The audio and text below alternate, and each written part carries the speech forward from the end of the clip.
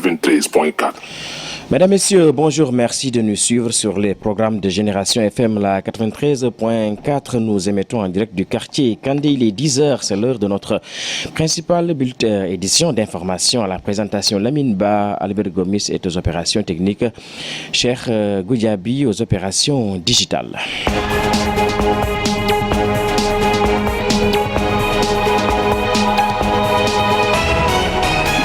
Élus locaux, autorités académiques et partenaires sociaux évaluent les insuffisances du PACEB. C'est le programme d'amélioration de la qualité et de l'équité dans l'école de base. Le diagnostic révèle des boulots d'étranglement et des barrières en matière d'accès, de qualité et de gouvernance. Pour inverser la tendance, les élus et les autorités académiques ont élaboré un contrat d'objectifs dont le but est de corriger ces insuffisances en vue de booster les performances scolaires dans cette région. La section communale du Parti démocratique sénégalais de la commune de Sindian s'en prend au régime du président Macky Sall. Son secrétaire général dénonce une volonté du président de la République de confisquer le pouvoir par la force. Par ailleurs, les camarades d'Omar Sarr dans le FONI exigent du régime en place un processus électoral transparent, une mise à disposition des cartes d'électeurs aux primo-inscrits ainsi qu'un audit indépendant du fichier électoral. Tabaski, parlons des préparatifs de cette grande fête musulmane. Tout porte à croire qu'on s'achemine vers une pénurie du mouton dans la région de Ziguinchor. Cet état de fait inquiète les consommateurs rencontrés au principal point de vente qui se trouve à Alouar. Ils invitent les consommateurs et les autorités à prendre à bras le corps la question de la disponibilité des moutons et à des prix accessibles. La page internationale Les Sports et la revue de presse quotidienne, ce sera lors de la seconde partie de cette édition. Bonjour et bienvenue, c'est Albert Gomis qui est aux opérations techniques, Cheikh Goudiaby sur le volet digital.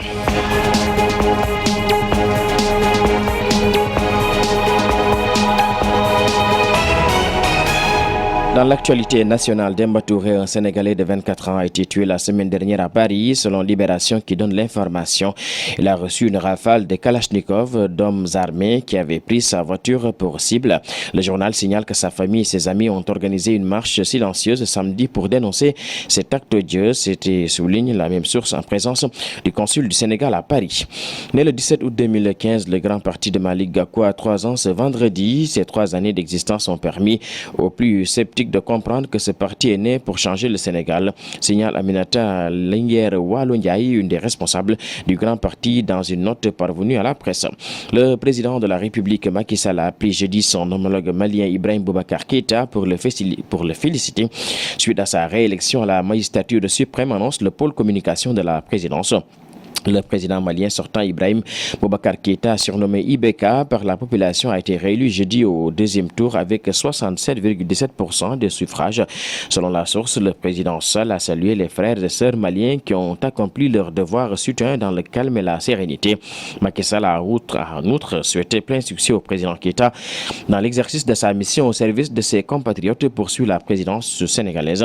Elle ajoute que le président sénégalais a également formulé pour le peuple malien, amis et frères, des souhaits de paix dans l'unité et la stabilité. Génération FM. À Ziguinchor, les élus locaux, les autorités administratives, académiques et partenaires sociaux de l'école ont évalué les insuffisances du PACEB. C'est le programme d'amélioration de la qualité et de l'équité dans l'école de base. Le diagnostic révèle des goulots d'étranglement et des barrières en matière d'accès, de qualité et de gouvernance. Pour inverser la tendance, les élus et les autorités académiques ont élaboré un contrat d'objectifs dont le but est de corriger ces insuffisances en vue de booster les performances scolaires dans cette région.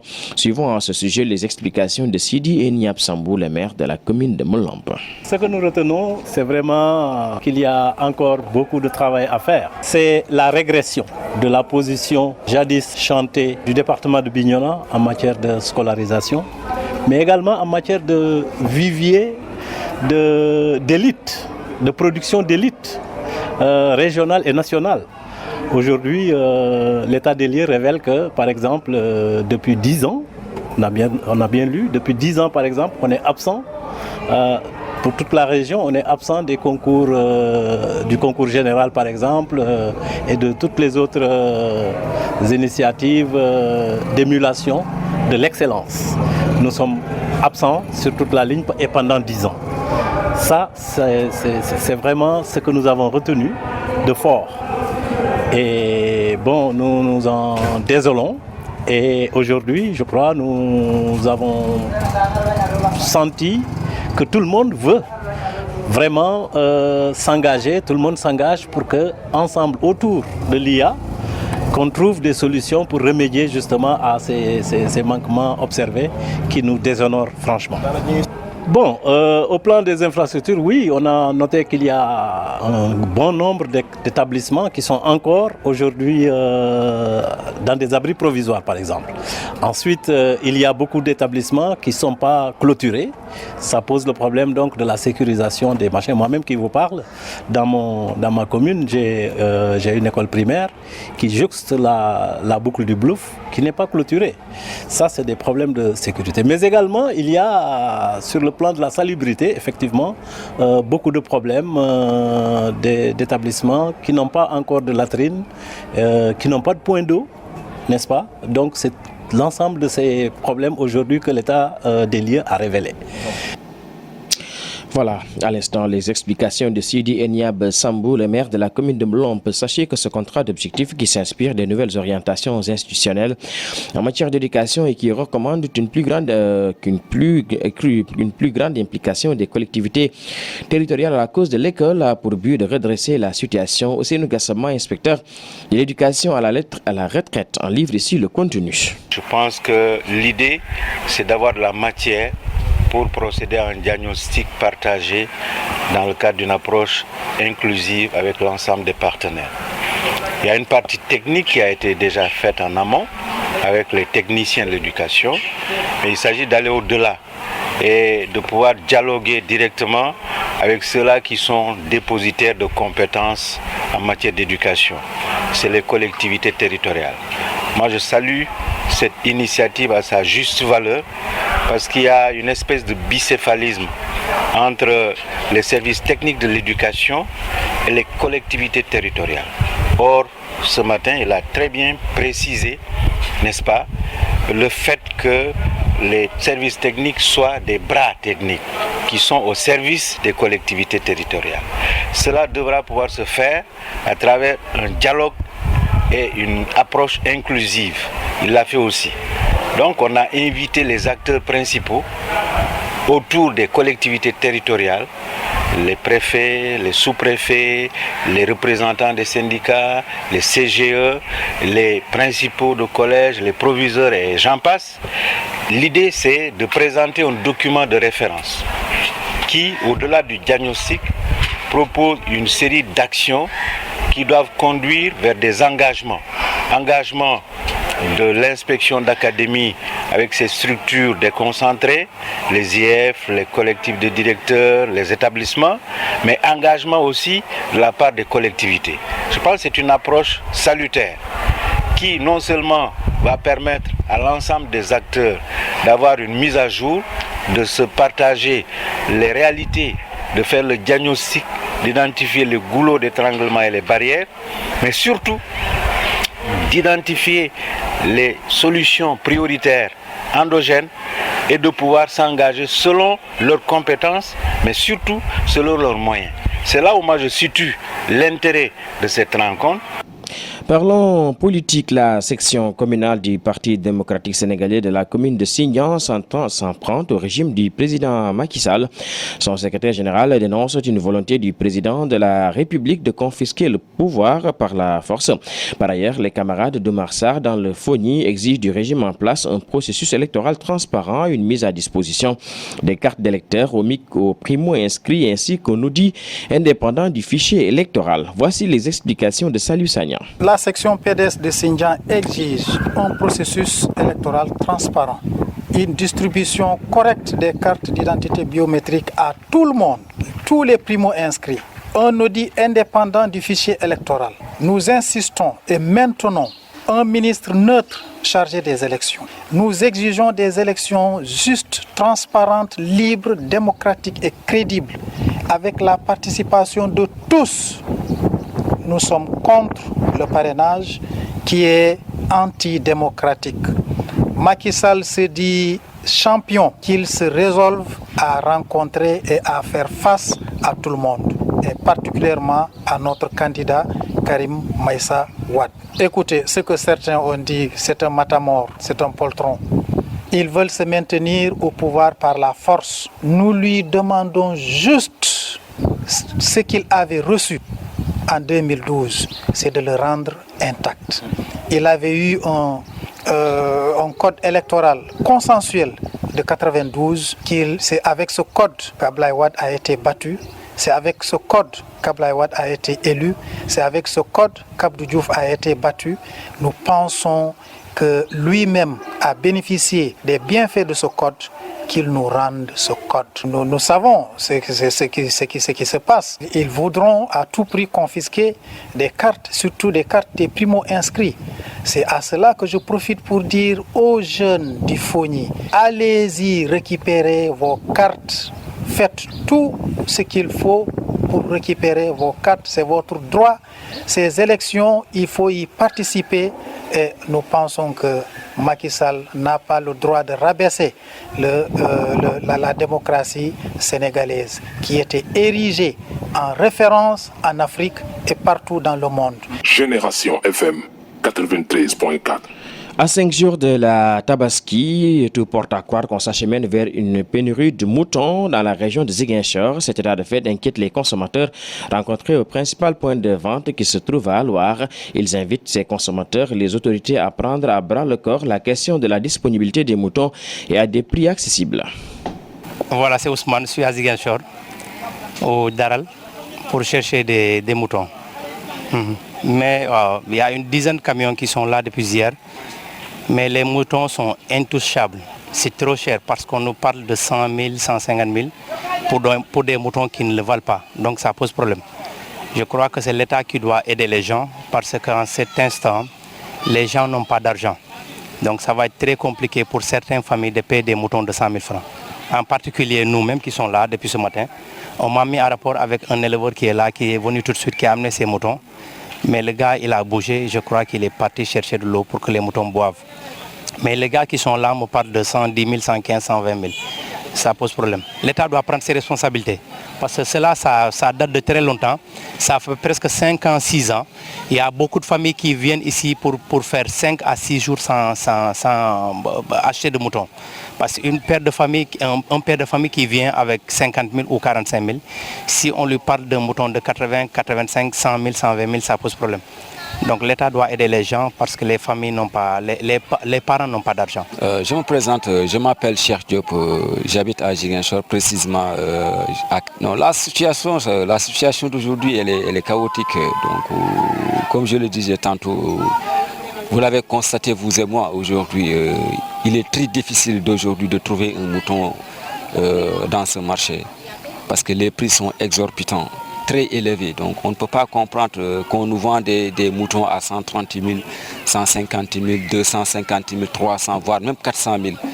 Or ces moutons de 130 000, quand tu les payes, ça ne fait même pas 20 kilos. Donc c'est très désolant, c'est très désolant. Et je ne sais pas quel est le problème. Mais il va falloir l'État revoir la politique du marché. Parce que je ne suis pas d'accord de cela.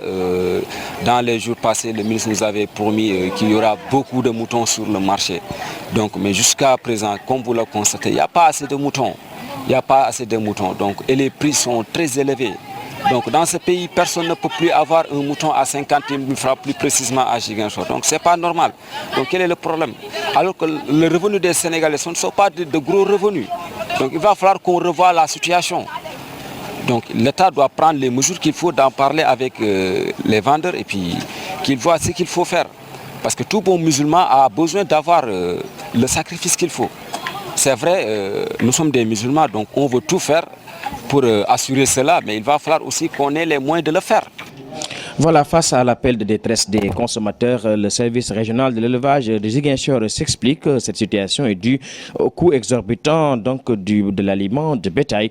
Évariste Bassène lance un cri de détresse en direction des éleveurs. Actuellement, nous n'avons pas encore atteint les besoins, parce que nos besoins sont à 20-30 000 sujets. Et actuellement, la percée est autour de la moitié, c'est-à-dire que nous sommes autour de 40%. Ce qui fait qu'actuellement nous avons un besoin quand même important. Nous attendons quand même une centaine de camions d'ici le jour et nous espérons que les camions viendront. Puisque la destination Ziguinchor, comme vous le savez, est une destination intéressante parce qu'on n'a pas connu la sécheresse qui existe au nord.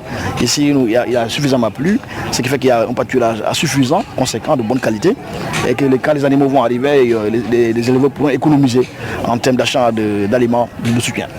Parce que le fourrage est présent, et donc la destination Ziguinchor est une destination privilégiée normalement. Voilà, nous sommes optimistes, nous y travaillons. Ce qui est important pour nous, c'est de toujours faire l'appel, et que la presse également nous appuie, pour que quand même les promoteurs qui viennent en Casamance, parce qu'en Casamance, particulièrement la région de Ziguinchor, c'est une région où vraiment il y a la sécurité. On ne connaît pas ici les vols de bétail lors des opérations de Tabaski. Ensuite, les populations sont accueillantes et les moutons peuvent se vendre à un prix intéressant. Donc l'appel là que nous lançons, pour que quand même les gens viennent en Casamance, qui est une région vraiment intéressante du point de vue économique sur le plan du business. Et aujourd'hui en plus, l'essentiel des moutons nous proviennent de Tambacounda. Et vous savez, à travers la RN6, la région de Ziguinchor est extrêmement accessible. Ce n'est même pas la peine de passer par la Gambie. À travers Tambacounda, ils arrivent rapidement, les forces de sécurité facilitent le trajet. Et une fois sur place, vraiment, vous l'avez constaté, vraiment tout se passe bien. Voilà, donc c'est l'appel là que nous lançons pour que les populations de la zone de Ziguinchor quand même puissent bénéficier aussi de cette affaire-là, de l'affaire de Tabaski, dans de bonnes conditions pour toute la population du Sénégal. Voilà à l'instant l'appel de détresse de Évariste Bassène, chef du service régional de l'élevage de Ziguinchor. Sortons de la région de Ziguinchor pour nous rendre cette fois-ci à Vélingara où la boutique des droits des femmes a organisé une rencontre avec les 30 paragistes de la commune. L'objectif consiste à évaluer le niveau d'exécution des activités du projet de promotion des droits des femmes et des filles en milieu rural, projet financé par l'agence catalane de coopération au développement. Écoutons Madame Ramata Sall, elle est la coordinatrice de la boutique des droits des femmes juristes à Kolda, au micro de notre correspondant à Vélingara, Idrissa Ndiaye.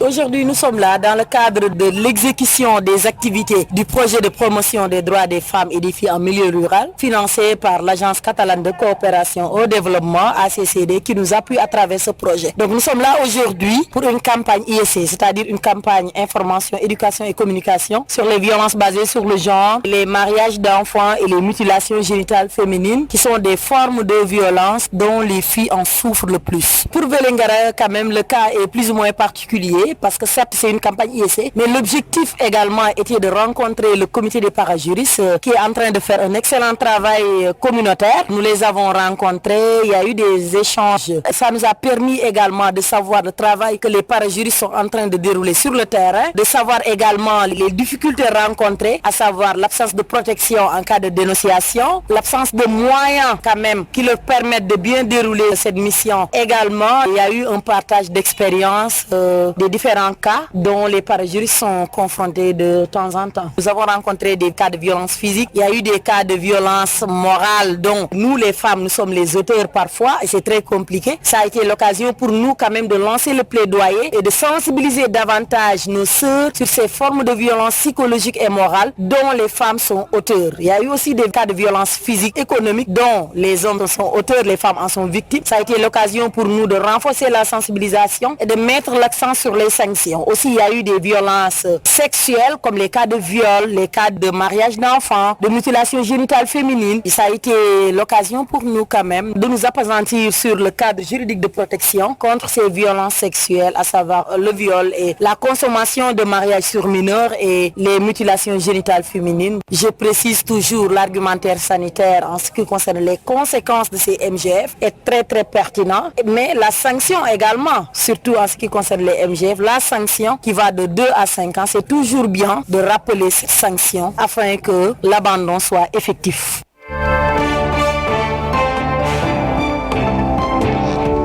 Vous l'avez compris, nous abordons à présent la page internationale et nous démarrons par la République démocratique du Congo où l'opposant Moïse Katumbi est sous le coup d'un mandat d'arrêt international. Lors d'une conférence de presse à Kinshasa du Front commun pour le Congo, le FCC, la plateforme électorale de la majorité présidentielle, le garde des Sceaux a révélé ce jeudi l'existence d'un mandat d'arrêt international contre l'opposant Moïse Katumbi. Mfali Badji. Selon le ministre de la Justice, Alexis Tambwe Mbouamba, l'ancien gouverneur de l'ex-Katanga fait l'objet d'un mandat d'arrêt international lancé par le gouverneur général de la République. Les agents de police qui étaient à Kasumbalesa, frontière zambienne, avaient pour mission de l'arrêt. Ils étaient en nombre parce que du côté militant de M. Moïse Katumbi, plusieurs avaient prévu de créer de troubles à la frontière. Et Alexis Tambwe Mbouamba d'affirmer le parquet général a émis un mandat d'arrêt international contre Moïse Katumbi. Il a été communiqué à un certain nombre de pays tant africains qu'européens. La réaction de la plateforme pro-Katumbi, Ensemble pour le changement, ne s'est fait pas entendre. L'attitude du ministre de la Justice est contraire à la décrispation politique que le peuple congolais réclame et que la communauté internationale réclame aussi pour de bonnes élections, a assuré le porte-parole de la plateforme Christophe Litundula Apala. En réalité, sa déclaration prouve la panique dans laquelle se trouve la famille politique de Joseph Kabila face à la candidature tant redoutée de Moïse Katumbi. Fali Badji, stagiaire à Génération FM, face au défi de la prononciation des noms des opposants, également de personnes issues de l'Afrique centrale. Au Mali, le président sortant Ibrahim Boubacar Keïta a obtenu plus de 67% des voix lors du second tour de l'élection présidentielle. Son adversaire Soumaïla Cissé a quant à lui remporté près de 33% des suffrages. Le candidat de l'opposition n'a pas réussi à organiser un front uni contre le président sortant. Les deux faiseurs de roi, notamment Aliou Diallo et Cheikh Modibo Diarra, arrivés 3e et 4e au premier tour, ne lui ont pas accordé leur transfert de voix. Aïssatou Diatta. Au premier étage du quartier général de l'opposition à Bamako, un responsable de la coalition qui a soutenu la candidature de Soumaïla Cissé à la présidentielle malienne a pris la parole ce 16 août après l'annonce de la victoire du président sortant Ibrahim Boubacar Keïta. Nous lançons un appel à tous les militants qui sont ici pour que la mobilisation soit effective. Dans la foule, les appels à manifester se sont multipliés. Dans l'après-midi qui a suivi la publication des résultats, les manifestants, peu nombreux, se sont dirigés vers la rive droite du fleuve Niger de Bamako, où réside le leader Soumaïla Cissé, qui doit intervenir ce vendredi 17 août. Le ministère de l'administration territoriale, à travers la Commission nationale de centralisation des résultats, vient de me donner raison, a déclaré de son côté Abdrahman Diarra, l'un des porte-parole de Soumaïla Cissé. Je me suis retiré il y a 48 heures des travaux de cette commission pour dénoncer des bourrages d'urnes. Ces résultats ne sont que des chiffres issus des bourrages d'urnes et non du vote sincère des Maliens. Aïssatou Diatta, au Tchad, l'inquiétude monte au sujet de la santé de l'ancien rebelle Abdelkader Babalade, emprisonné depuis 3 ans suite à des poursuites pour plusieurs chefs d'accusation tels que détention illégale d'armes de guerre, rébellion, association de malfaiteurs, incendie volontaire et viol. Le chef militaire ne parvient pas à rentrer dans la capitale pour se soigner. Incarcérés pendant une semaine, 2 journalistes mauritaniens ont été placés en liberté provisoire sous contrôle judiciaire et devront être jugés en fin de semaine prochaine par un tribunal correctionnel. Babacar Baye Ndiaye, rédacteur en chef du site francophone d'information en ligne Cridem, et Mahmoudi Ould Saïbout, directeur du site arabophone Takadoum, sont accusés de diffamation par un proche du président Mohamed Ould Abdelaziz. La République démocratique du Congo et le Soudan du Sud se trouvent au programme d'une réunion régionale qui s'est tenue ce 14 août à Luanda en Angola. Ce mini-sommet intervient moins d'une semaine après la décision du président Joseph Kabila de ne pas briguer un nouveau mandat à la fin de l'année en RDC. Et puis le gouvernement italien annonce des mesures après la chute d'un pont d'autoroute à Gênes en Italie. L'état d'urgence a été déclaré dans la région. Il y a aujourd'hui peu de chances de trouver des survivants. Au moins 39 personnes en sont mortes. L'enquête pour trouver les responsables a débuté. Un universitaire avait alerté sur un défaut de conception bien avant la catastrophe.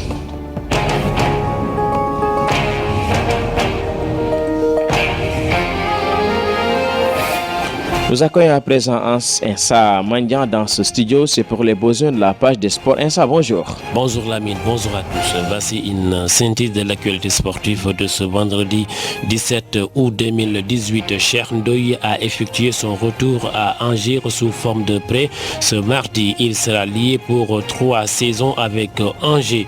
Je suis tellement heureux que je n'ai pas de mots.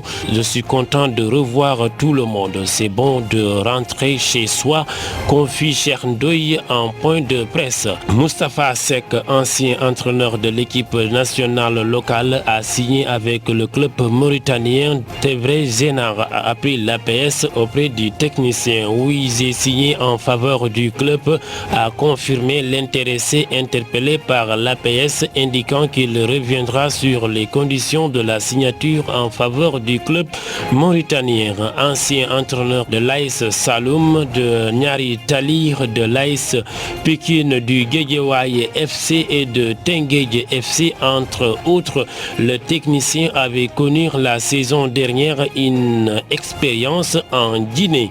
Et Lamine, on va changer de discipline pour parler cette fois-ci du basketball. Début de ce vendredi du stage de préparation de l'équipe nationale féminine de basketball du Sénégal.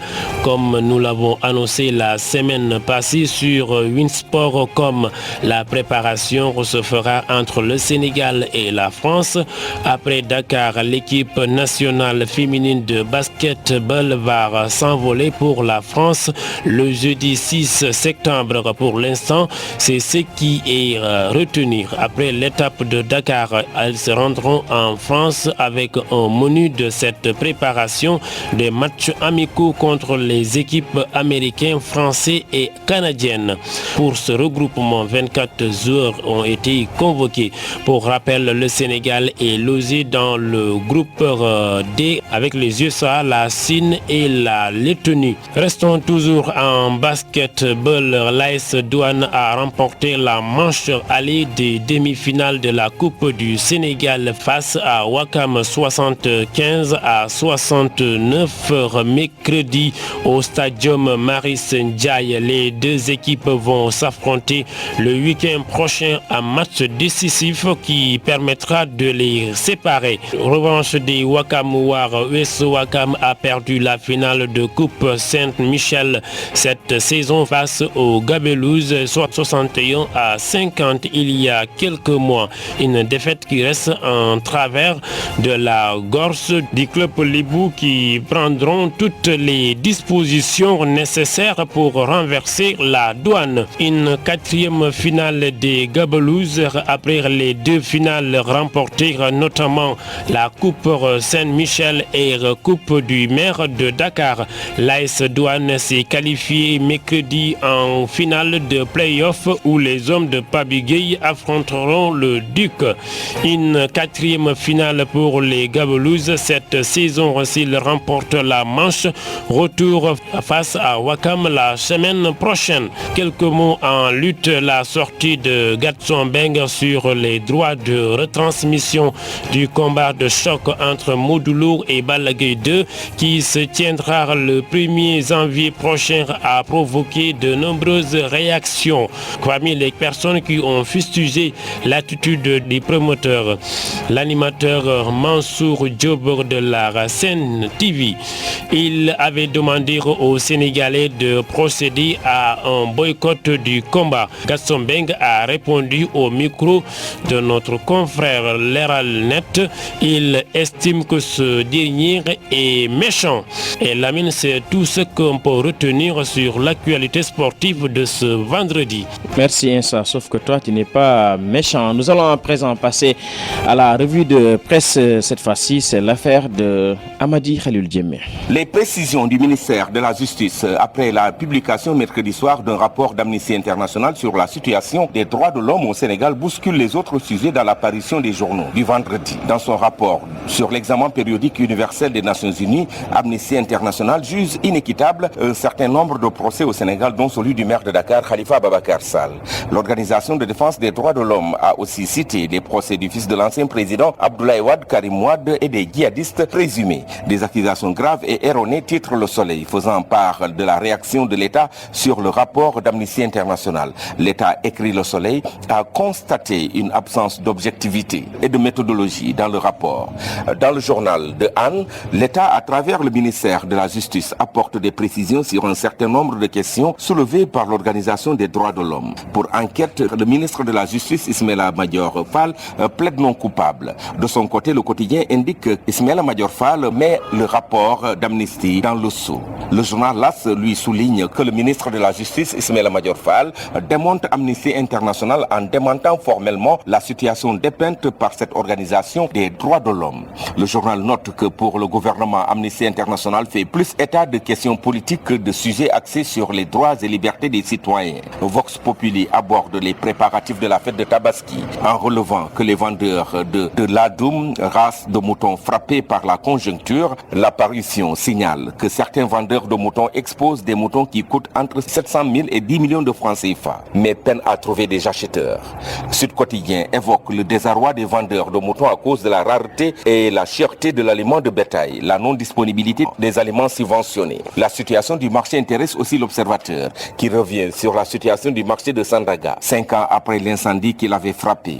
La bombe Sandaga avertit le journal du groupe Futur Média. Pour le préfet de Dakar, Alioune Badara Samb, la fermeture du marché doit être respectée. Le journal Enquête relate de la mobilisation tous azimuts par le Parti démocratique sénégalais et ses alliés en le qualifiant de second souffle de l'opposition. Selon le journal, entre marches de protestation pacifique, visites de proximité et sensibilisation des foyers religieux, le Parti démocratique sénégalais et les alliés cherchent à braquer les populations contre le régime du président Macky Sall. Bonne lecture à toutes et à tous.